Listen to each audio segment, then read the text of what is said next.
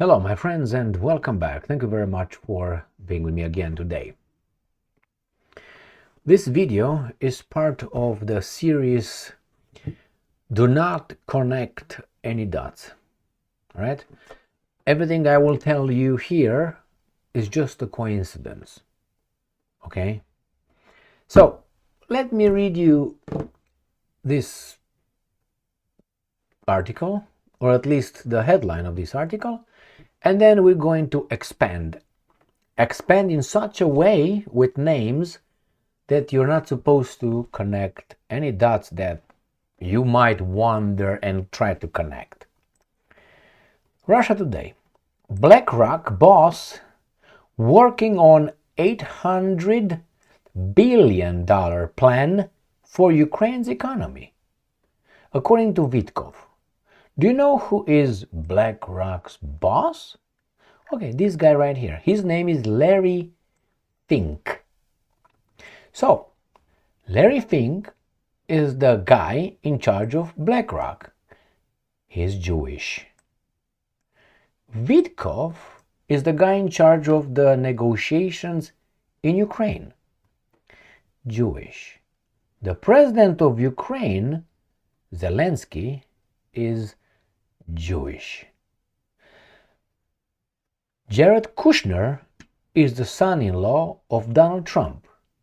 He is in the board of directors of the Palestine peace, whatever Trump is doing over there.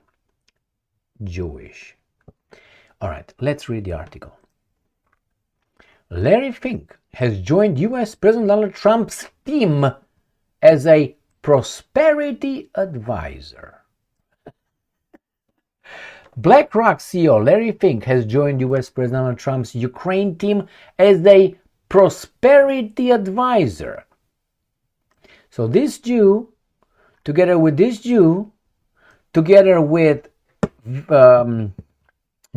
Kushner, who's also dealing with the Russian and Ukrainians, plus the last guy, who's a guy, what's his name, Grünbaum or something, three guys who saw Putin before they went to Abu Dhabi, all three of them, the envoys, the US envoys representing America, were all three of them Jewish. They were discussing with the non-Jew, Putin, about the Jewish president of Ukraine. They were the mediators. So it's like you have three Romanians from America mediating in the name of peace with the Romanian president and the Hungarian president. Who do you think the three Romanians will try to negotiate in behalf of? The Hungarian president or the Romanian president, since there are three Romanians? Do not fucking connect any dots. And I'm going to show you more. So he's a prosperity advisor. U.S. envoy Steve Witkoff has announced. So this Jew announced about this Jew, about Ukraine, another Jew. No dots. Speaking at the World Economic Forum's annual meeting in Davos on Thursday, Witkoff described Fink as the best-in-class prosperity advisor, adding that he was very good enough to volunteer for the job. Jewish Ukrainian leader Zelensky has spoken repeatedly about developing a prosperity plan aimed at attracting $800 billion in foreign investment to Ukraine after a peace agreement with Russia is reached. So who do you think will be in charge of Ukraine after the peace agreement is reached? You got this Fink, you got this Witkoff, you got Zelensky, you got Kushner, you got Greenbaum, or whatever his name is not over. Do you know who organized Davos? When Donald Trump had his speech at Davos, do you know who organized that by invitation only with money session? I'm going to show you his face. Right there! He was the one. So do not connect any dots. Let's look further. All right. While Ukrainian officials met with BlackRock executive to discuss this plan last month, it was unclear from reports about the closed-door meeting what level of involvement the firm would take in implementing it. Basically, owning it. BlackRock is the world's largest investment firm, managing more than $12 trillion in assets. BlackRock owns substantial shares in military-industrial giants as Lockheed Martin, Raytheon, Northrop Grumman. Now, let me tell you this, whose weapons have been seen extensive use by Kiev forces in the Ukraine conflict.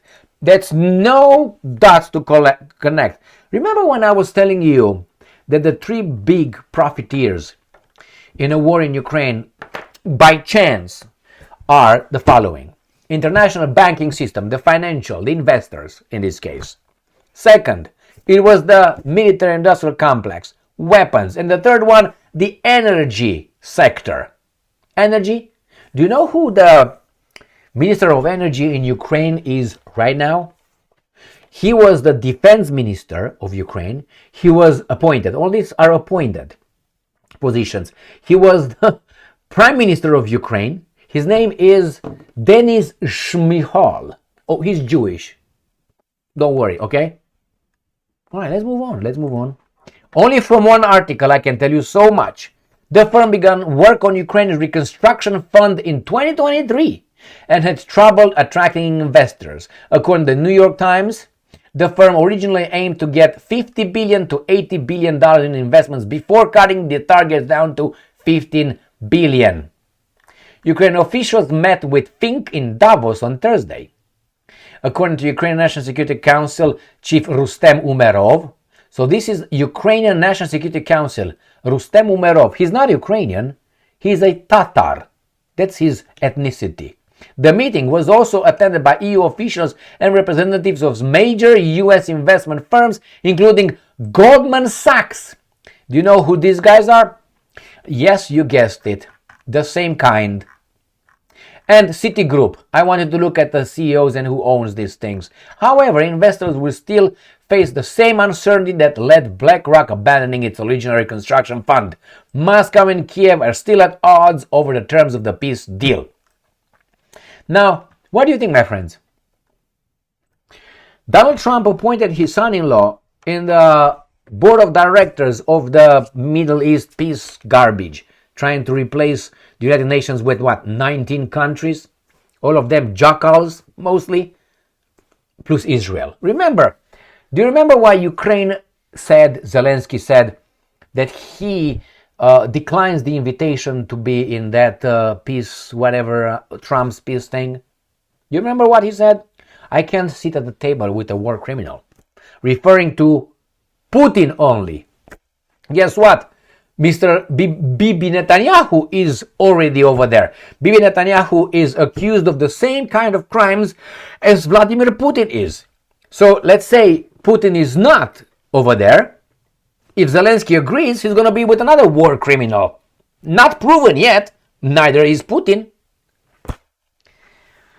This is a racket. Who's in charge? Do not connect the dots. I gave you names. You can go and look further than I just did in this one. All right? This is what the whole thing in Ukraine is. It's not in Ukraine. Ukraine is just a reason to destroy Russia and plunder, take control of Russia's resources by the same BlackRock guys. By the same guys. They were riding high in Soviet Union, and they were after 1991. That's why it was an understanding. Because you see, these guys were in charge of Soviet Union until about 1960 something. That's about it. And then they were phased away from the leadership of Soviet Union, and the real Russians came in power. The biggest crimes of the Soviet Union was during the first time, the first period of time, between, let's say, 1922, I think in 2022, Soviet Union really became a thing. Until then, they were still fighting. So yes, it was the Bolshevik Revolution that stole the revolution, hijacked the revolution from the Russian Revolution. They got it with Trotsky, Lenin, non-Russians and others. And in 2022, in 1922, Soviet Union was formed, if I remember correctly, and they were riding high until after Stalin died, after they killed Stalin. Let's put it this way. Check it out, who was his doctor and so on. I know it's conspiracy theory, but do me a favor, just go and look for the names. And then after Khrushchev was kind of out, then the Russians or whomever came kind of in control, and those guys were put to the side. And then after the 1991, all of the Soviet Union, which was another understanding, happened because those guys in the West figured out that they can make more of a profit if they really are in charge of the Russian resources. There was an understanding. They worked behind the scenes and they destroyed Soviet Union. Good or bad, that's history's job to do it. Okay, for some was bad, for some was good. Just put it this way. Inside Soviet Union. And then they took control of the Russian resources until 2006. Berezovsky, remember Berezovsky, Abramovich, all these so-called and others, the so-called oligarchs. 40% of the big oligarchs in Russia after 1991 were BlackRock kind of people, if you know what I mean. And how did they take off? And how did they take over the resources? With the money coming from the investors and banks from the West through the Russian citizens, and not only. That's how they hijacked and that's how they plundered Russia. And then Putin came over and he knew exactly all that. And then he called them, come over here, I want to talk to you. Flew to London. You come over here. Oh no, flew to London. And the Jackal media, being owned by the same guys, portrayed this as Putin being a mafia guy going after the poor oligarch Steins. All right, that's how they're portrayed. Oh, we know who those were. All right, and now they want back in the same way they were during the beginning of the Soviet Union and the beginning of Russia, 1991 until 2006, about 2006. And now they want back. How they want it back? First they want to go through Putin. Putin said, no, I just kicked you out. And now, okay, we're going to get you out. This is what's going on in Ukraine. If tomorrow Putin allows these guys to plunder as they did from 1991 until about 2006, or if they allowed it to plunder, let's say, Venezuela, these guys will have no problem with Putin being in charge. Let us control your resources, let us control you if we can, and that's it. We're just friends, man. And then we control China after that, and so on. We don't have to go and take over China. We just say, we're not going to give you resources, man. We're going to cut them off.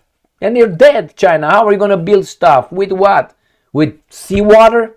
All right, so that's what it is, my friends. Go for that. That's the whole thing over there. There's too many connections. And do me a favor, look at Rothschild. I know. They are perfect. Look at Rothschild's involvement in Ukraine. Please do that for me. And you're going to find out they had some contacts with Mr. Zelensky's time. Yeah, Rothschilds are also Jewish. It's just a coincidence. Believe me. I swear God. That's the way it is. Okay, if you don't believe me, I swear to God, man, it's just a coincidence. Why? Thank you very much for being with me again today. Stay strong, stay smart, look for the truth, and be just.